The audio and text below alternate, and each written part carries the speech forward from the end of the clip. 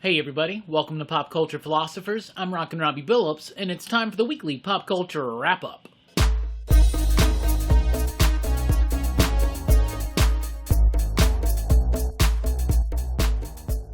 That's right everybody, thanks for checking out the video. I am Rockin Robbie Billups. This is the weekly Pop Culture Wrap-Up. It's the show where I go over the week's pop culture news, mostly comic books and movies. Let's get right into it with some comic book news. Rorschach. That's right, Rorschach is going to be a 12-issue series from DC Black Label starting in October. It's going to be written by Tom King with artwork by Jorge Fornes. I think Tom King excels when he gets to do 12-issue stories focusing in on a single character or a small group of characters. Not these big epic long runs like on Batman, right? Which I thought was a bit inconsistent. However, his 12-issue series, Sheriff of Babylon, Mr. Miracle, Omega Men, The Vision, I absolutely love those, and so seeing him explore Rorschach in a 12-issue series is exciting. More exciting to me, though, is seeing that Jorge Fornes is the artist. I have been a fan of his work ever since I first saw it in the Magnus book that he did over at Dynamite with Kyle Higgins, which was still is one of my favorite comic books of the last several years. If you haven't read it, you definitely need to check it out. Great artist and a decent writer who excels, like I said, at these 12-issue character-focused studies. Now, this is billed as kind of a sequel to Doomsday Clock in a way, so I guess it's going to be the new Rorschach or something like that. Still a lot of details up in the air, but I'm very excited. It drops in October, and that fire cover, come on. Jorge Fornes, I'm so pumped for that book. Death Metal has released some tie-ins. First of all, Rise of the New God. Maybe slightly spoilerish, but it does deal with some of the ramifications of some big major events that happened in Death Metal issue number 2. This one's going to be written by James Tynion and Brian Hill with artwork by Jesus Marino. And just look at the cover. If you read Death Metal number 2, you know what it's about. If you haven't read it yet, I'm not really going to get too much into it, but you definitely need to read Death Metal number 2. It's fire. Also, Robin King is going to be a one-shot tied into Death Metal. It's going to be written by Peter Tomasi and Tony Patrick with artwork by Riley Rossmo. Very excited for this one and seeing what's going to be happening with this Robin King. Basically, one of the Batman Who Laughs Robins has been upgraded to the Robin King. Think Goblin King, but Robin King. I'm pretty excited. Death Metal has been just absolute bonkers fun. So far, 2 issues in, so I'm very excited because all these tie-ins that they've announced have seemed really, really nifty. Flash 763 debuts the new creative team. Joshua Williamson's leaving the book. Who is the new creative team? Well, it's going to be written by Kevin Shinick and Clayton Henry on the artwork. Who is that? I don't know. I really don't. I'm not that excited about this news. Joshua Williamson has just completed is about to complete a 4-year run on The Flash, which I think is one of the most solid and consistent runs at DC over the last several years. And then you give me some names that I'm not really super familiar with. Kevin Shinick has done work on comics, things like Avenging Spider-Man. He's most popular for doing voiceover work on Robot Chicken. And Clayton Henry has done some artwork, but not too much. If you really want to get me excited about a follow-up team to Joshua Williamson's Flash run, you got to give me something big. Now, here's the thing. This may not be necessarily the next ongoing, long-term creative team. This could be a placeholder team. Something that was slid in there to give whatever's coming up. It may be bigger names or something like that. Maybe give them a chance. Maybe the premise of this just blew DC away and they greenlit it. The first story arc, or at least the story arc that we're getting solicited, has an interesting idea. They're going to be giving us a little bit more information about the Flash ring, how it works, where it came from, stuff like that. That's pretty interesting, but I would not be surprised if this is not the ongoing long-term creative team, but there you go. Who would you like to see take over Flash from Joshua Williamson? Me personally, Grant Morrison. I want a 5-year run on Flash from Grant Morrison like nobody's business. I don't think that's going to happen. Dark Ages is a new Marvel comic event that was recently teased in the free comic book day issue of X-Men, which dropped last week. That's a really cool book. It's got a preview, some teases into Ten of Swords, but the second half of the book was basically the launch and announcement of Dark Ages. It's going to be written by Tom Taylor with artwork by Iban Coelho.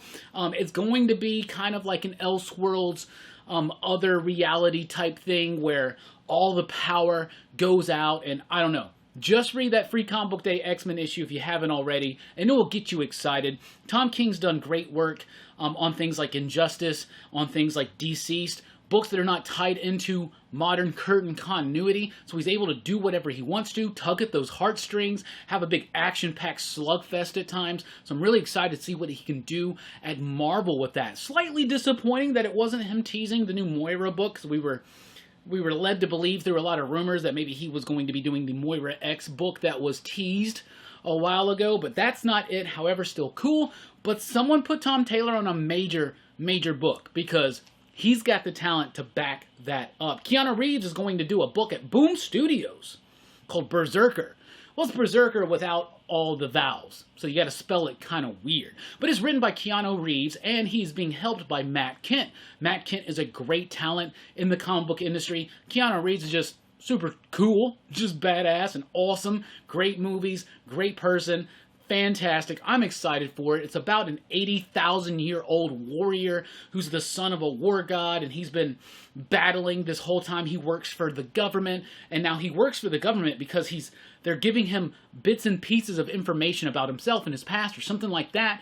If you look at the artwork, the character looks just like Keanu, and I guarantee you that it means they're already setting this up for TV show, movie, something like this. You're going to want to jump onto it. Walking Dead Deluxe debuts in October. I called this years ago. I said one day, when The Walking Dead's kind of faded out just a little bit, they're going to relaunch it in color and do the whole run over again. And that's what they're doing. So if you've always wanted The Walking Dead in color, your wishes have been answered. Starting in October, you're going to get Walking Dead every single issue monthly in color. That seems pretty cool. I don't know who the colorist is. I don't know if they announced that. That's pretty important. I should have known that.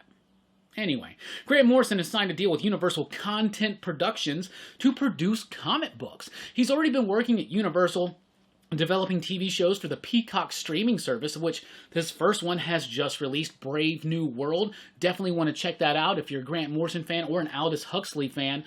He's also developing an Invisibles live-action TV series. I still am up in the air about that one, but if anybody can pull it off, it would probably be Grant Morrison. However, he is doing a comic book for Universal Content Productions. It's going to be called Valley Road. It's got artwork by Alex Child. It's going to be set in 1964 about a group of young ladies who get accused of like kidnapping some young boys or something like that. But it will be distributed and published by Boom Studios, so it's not like Universal's like getting into the comic book game that way. Think of it more like the Mark Millar stuff at Netflix and Image, blah, blah, blah, but more new creator-owned content from Grant Morrison already tied in to Boom and Universal, so you know that something's going to be coming out of that. Very exciting news. American Vampire 1976 has been announced. It releases in October. This is Scott Snyder, Raphael Albuquerque. 10 years ago, they started American Vampire with the help and assistance of Stephen King, and it was really kind of what put Scott Snyder a little bit forward out there, and people started paying attention to his work. American Vampire 1976 continues the story, and it will also be the final chapter of the 10-year-long epic. You can say 10-year-long epic, but it's been on a hiatus for a while. But it's a pretty solid book, and I'm excited to see it return.